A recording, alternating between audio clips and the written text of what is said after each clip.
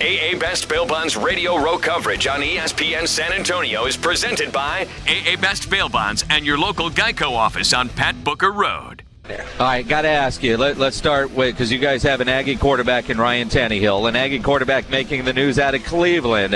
What do you think ultimately happens with Johnny Manziel? It's a tough situation, for Johnny. And, throughout his college career, phenomenal, dynamic on the football field. And then you have to grow up.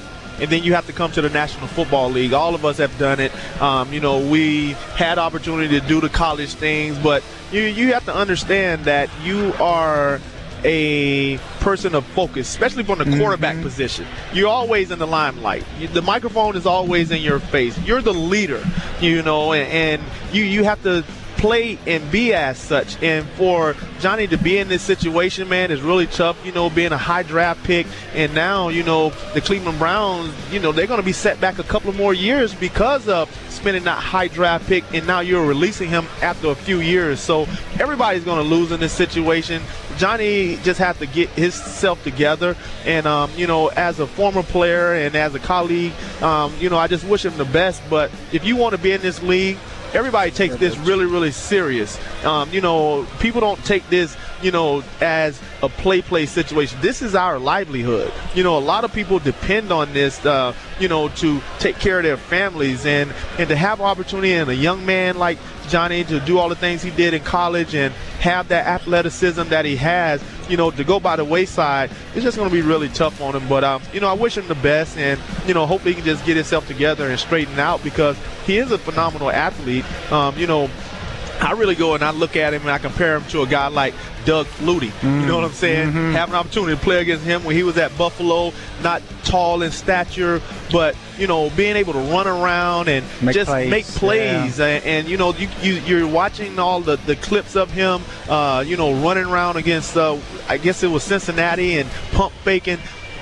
That's what the National Football League is turning into now, and for him not to be a part of it, man, it's going to be really, really tough, because he can do some dynamic things when he has the ball in his hand. And you're talking about, as a defensive player, when you defend a player like Johnny Manziel, a guy can run around, buy some time, and maybe throw the football down the field.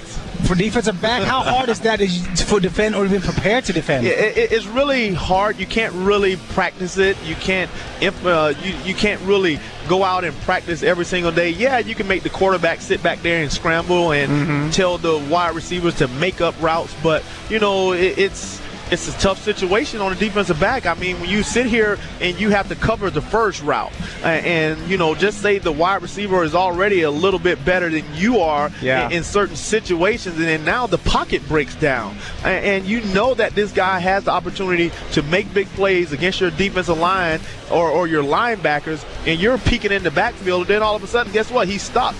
That wide receiver is taught to, hey, if I'm deep, come back. Yeah. If I'm short, I'm going deep, and that's where the word plaster come up. You have to cover a little bit longer than expected. So that internal clock that quarterbacks have when defensive line is applying pressure, the same thing comes from a defensive back.